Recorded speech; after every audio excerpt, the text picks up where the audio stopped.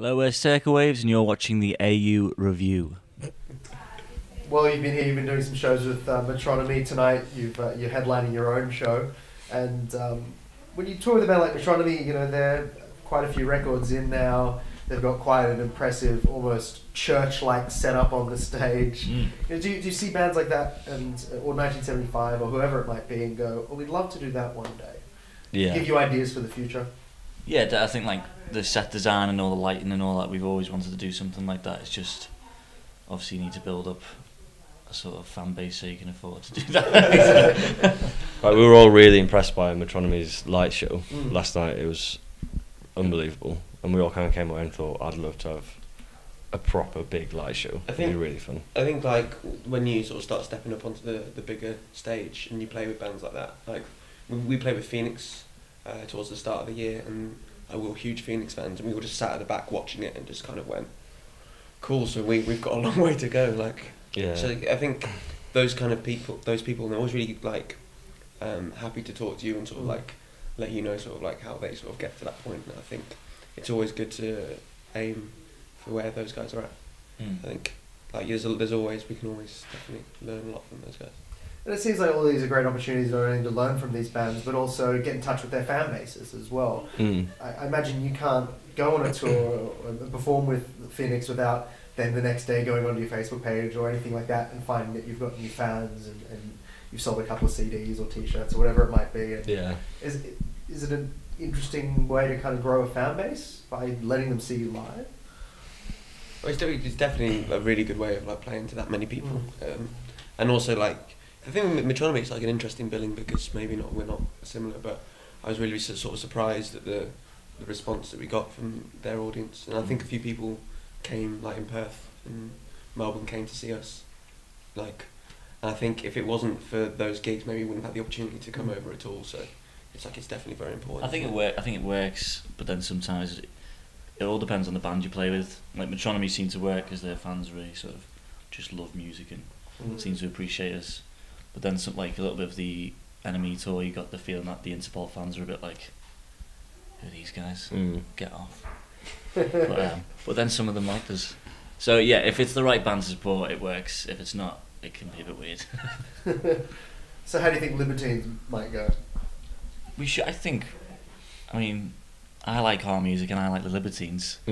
So by that remark, it should work. Well, we've been compared a couple of times. Some of the songs are a little bit Libertinesy, so maybe people might sort of get off on that. I don't know. We'll see. Only time will tell. Exactly. And speaking of time, I don't imagine you're getting much time in Australia to actually see the country. It seems like sleep is probably the priority. But have you gotten to see much of anything? We saw, like, Sydney was the city we saw the most of, I think, because we've been here for 2 days. So we all just kind of just scattered yesterday. Went and saw everything. Had like a massive walk. I walked across the bridge and I was like so exhausted. I was like, oh, I've got to walk back now. It's a nightmare. But yeah, it's been amazing. It's been so good. good. It's like what you said. Like you see the images of the Opera House all your life, and the bridge and stuff, and then you get there and you go, oh, wow, that looks exactly like it does on the postcards. Yeah, there's something really surreal about it. Like you don't really feel like you're there because you've never, yeah. And it must be a cool feeling knowing that it's the band that's gotten you there as well. You're not coming down here to backpack up and down the coast. Yeah, but we didn't pay for any of this. That's great. Free holiday. Something like that. It doesn't sound like it's incredibly restful. No, you get a few hours each morning to do what you want, and then it's.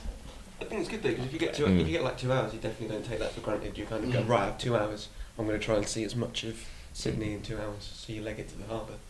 And it's. But this has been good because like when we've done the European tour, we didn't see anything. Well, yeah, you arrive at night, don't you? Yeah, you arrive at night, and you go straight to the venue. You do the gig, you go to the hotel, and then you're driving all day the next day. And so all you really see is like venues. Whereas we've come to Australia, we managed to actually go and see some stuff. Yeah. Like had a bit of time in Melbourne as I well. went out in every single city. Yeah. Saw something. We tried. I think the last European tour in one day we did 7 countries. Just when we were driving from, was it? Oh yeah, it was a nightmare. Denmark through to, I'm like, I didn't even see any of them. You know what I mean? It's so weird. You travel so much, but you don't take it in. we sound like we're complaining so much. So No. It is great. But to It's be just fair, the like 4 hours I had in Copenhagen were like really good. Yeah. That was like the only 4 hours I had on that whole tour. And, yeah, made the most. Didn't you go to like the chair museum or something? Yeah, I went to the design museum and had a great chair exhibit. and then I went to this place and I met this Norwegian politician from Stavanger, and he was like really drunk celebrating his 50th birthday. And he just bought me and Sean loads of pints. And then I went back to the venue and I was like, I love Copenhagen. It's a great place to be. It's where you get pissed with the politicians and nobody knows your name. No. No. Well, I hope everything goes well with the show tonight, and then you're pretty much just off tomorrow, back to the UK. Fly back we tomorrow. travel back tomorrow. Mhm. And then the day after we have a festival. It's the Why Not Festival. Yeah. So that'll be good. Yeah.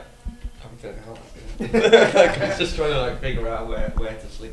They'll wheel the husks on. Well, best of luck, and can't wait to hear what comes next. Thanks, guys, for joining us. Thank you. very Cheers. much, man. Nice one.